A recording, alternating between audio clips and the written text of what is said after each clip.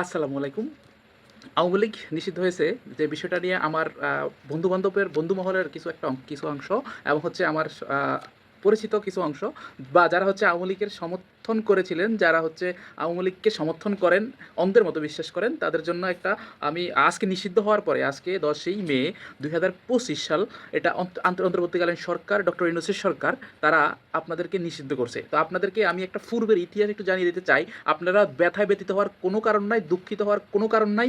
আপনারা হচ্ছে যে আপনাদের এইটা মেনে নেন। এটা হলো বঙ্গবন্ধু সর্বপ্রথম এই আওয়ামী লীগকে নিষিদ্ধ করেছিল 1975 সাল 24শে ফেব্রুয়ারি।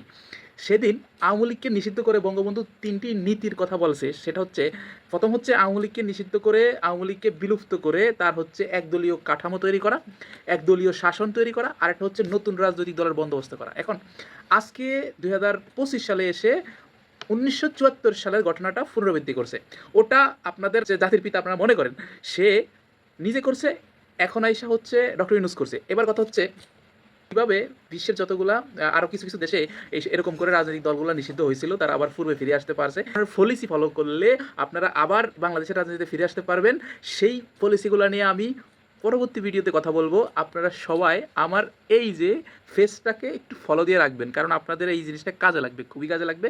তো আপনারা এই পলিসি অনুযায়ী আপনাদের আগাইলে আমি মনে করি তাহলে আপনাদের একটা পুরো সেন্স হইলে হইতেও পারে এই ঘটনাটা। যাই হোক, সর্বোপরি হচ্ছে যে আপনারা চিন্তিত হবেন না। আর